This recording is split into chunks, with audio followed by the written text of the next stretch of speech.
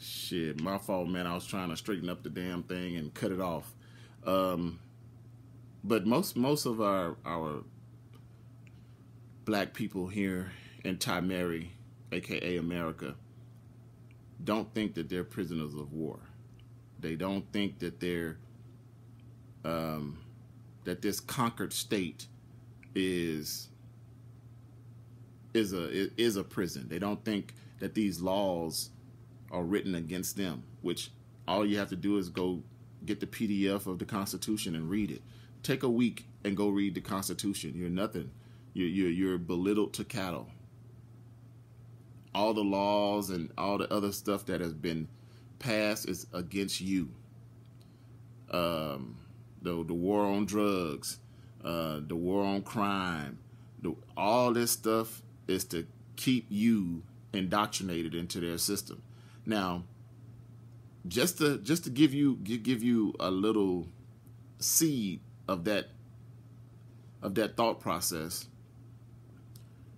it says keep prisoners, right? He talks about keeping prisoners. I think it's in the first chapter. He said treat them kindly and keep them kept. So you want to keep them, but you want to treat them kindly. Now, we could argue about that, but I don't think that tactic came in until after the amendment, after the 14th Amendment. It's because they wanted to keep slavery, which they did. All they did was rebrand it, right? All they did was reconstruct it. All they did is say, if you don't have a job, look at the black laws. If you don't have a job, if you get caught after midnight, if you do all this other stuff, you get to go back to jail and become a slave. Work for free. It's the only way you can become technically a slave under this new law, right? So I just saw a young man spit at a cop.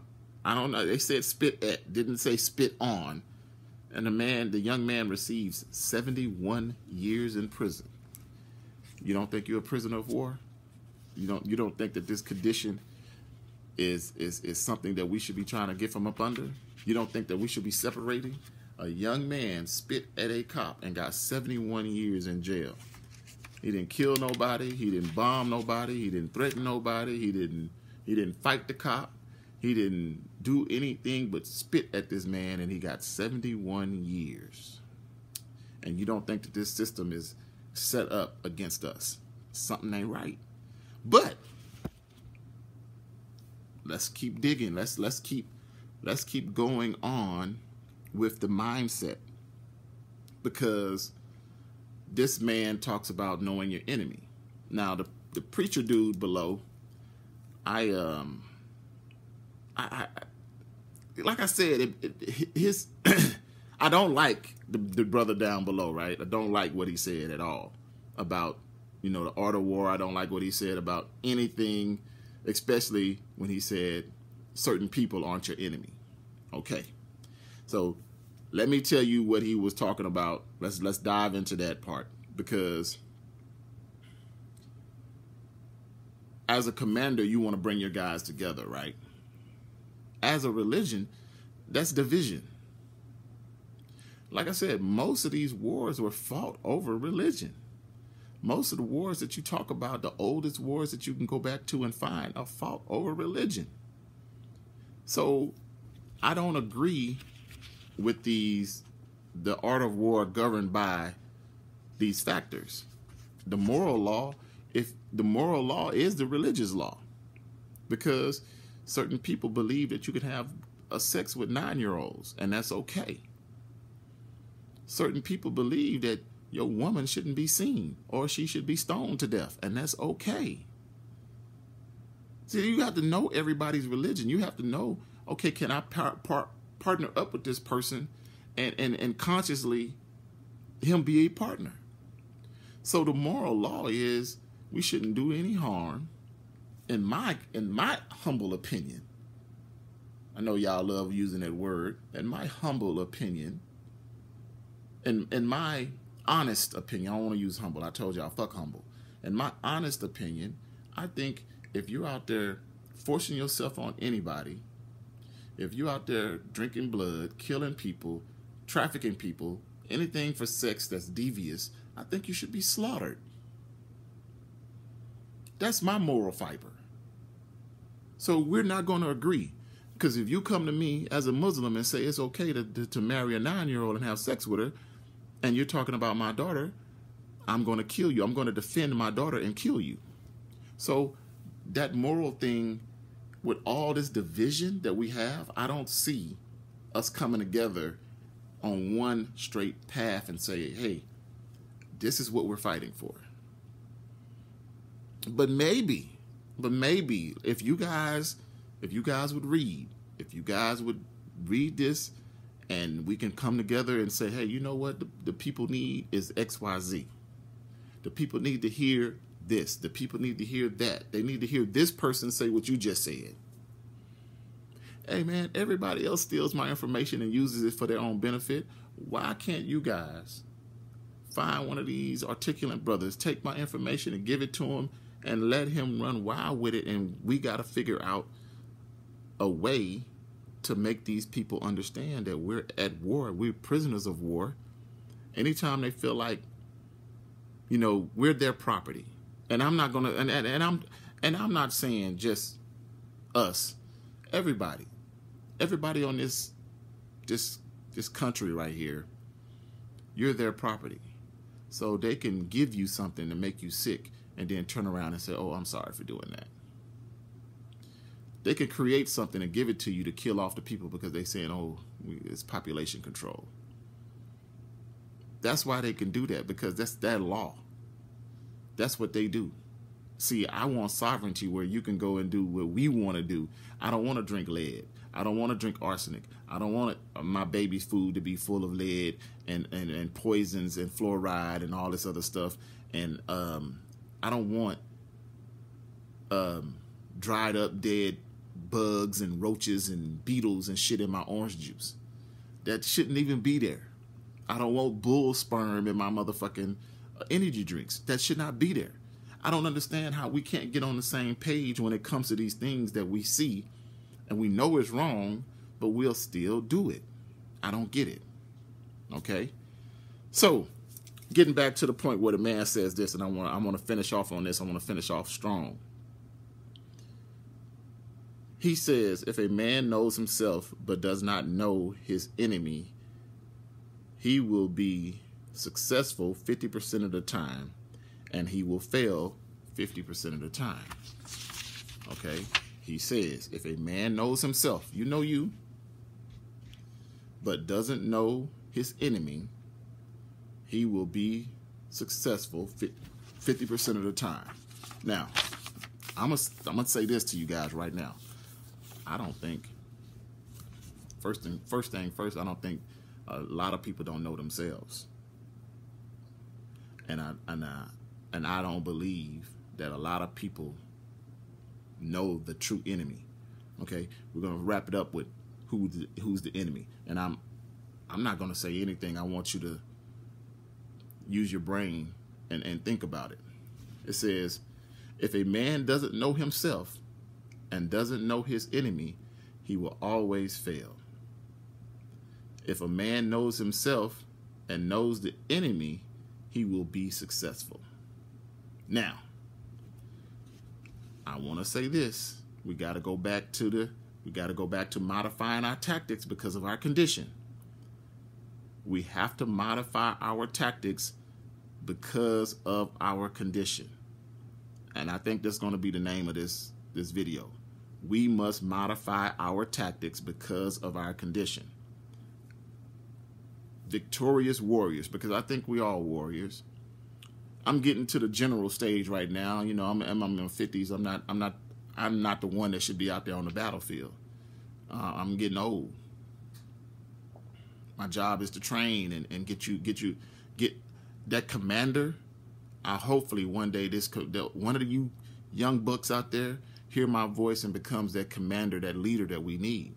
And I will definitely help anybody that's trying to educate and trying to get our people together. But I can't be on the front line right now. So listen to me. Because now we're using the mind power, right? Now we're saying that we're trying to get this all together, because, like I said, everything about this book I like, but we have to look at our conditions. Because, like I said, we all think of ourselves as warriors, gladiators, whatever the case may be, fighters. It says a victorious warrior wins first and then goes to war, while a defeated warriors want to go to war first and then seek to win. Listen to me. Victorious warriors win first.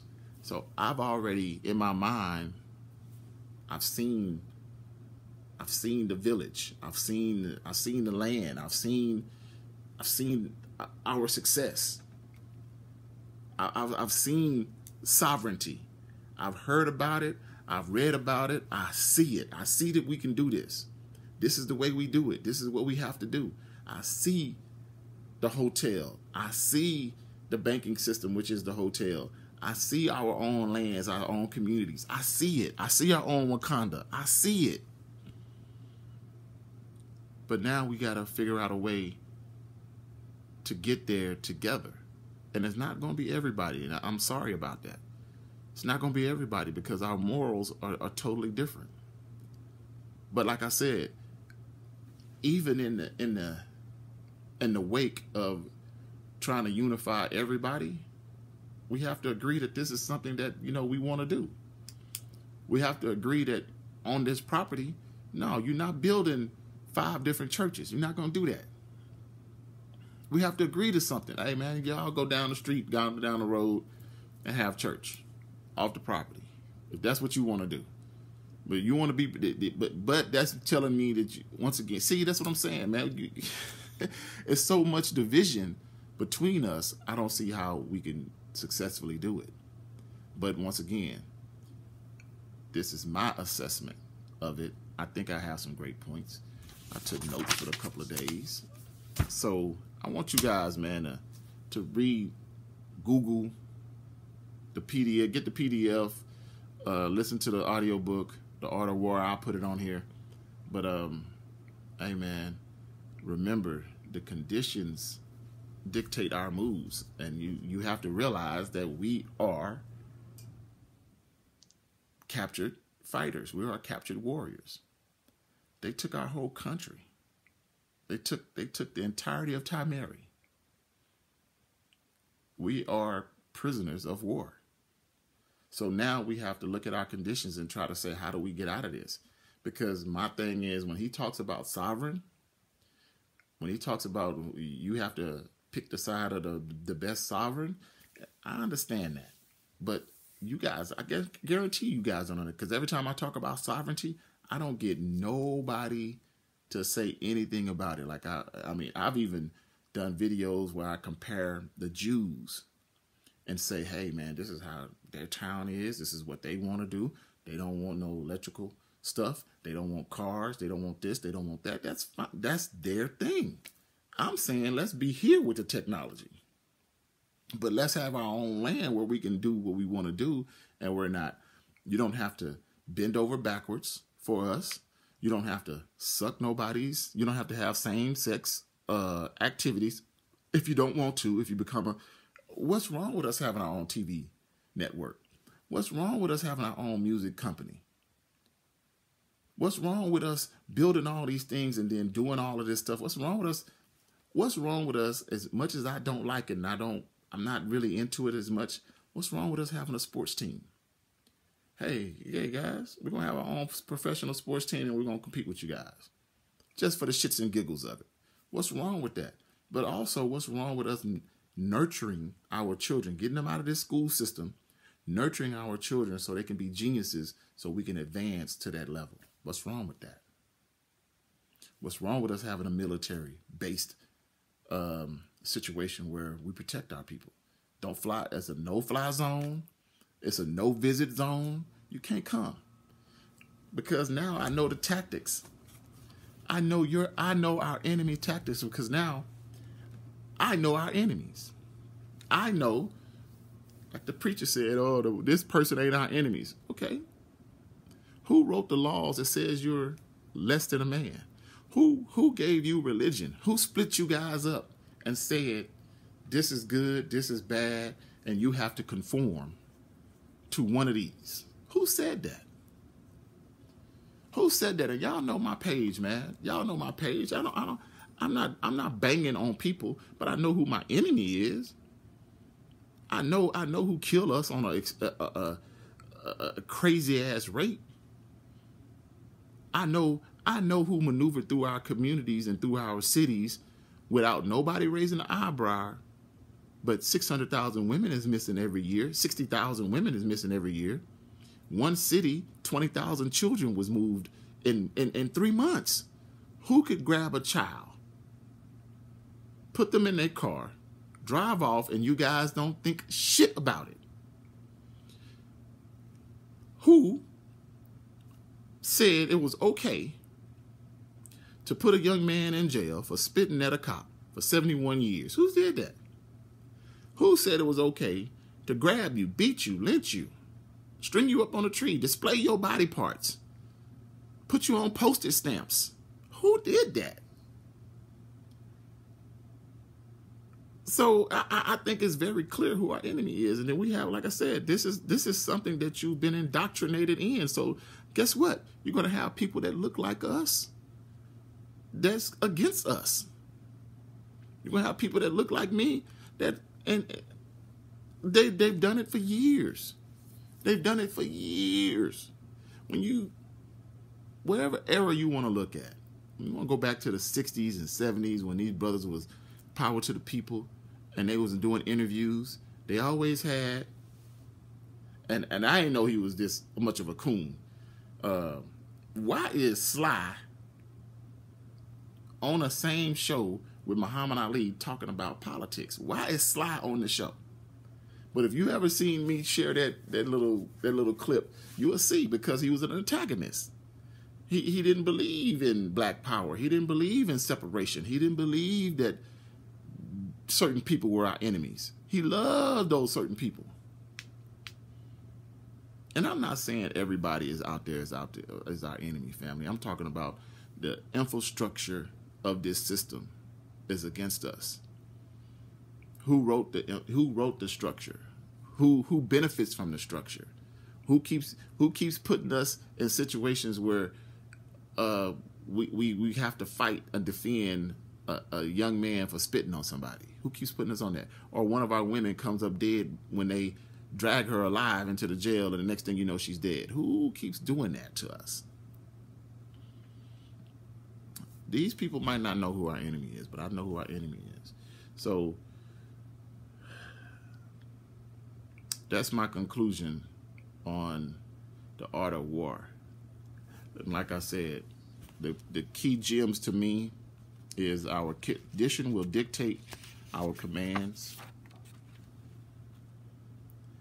Be like water. We must modify our tactics to our circumstances. Our circumstances is shit right now. We're in shit right now. Why does anybody want to be a rapper?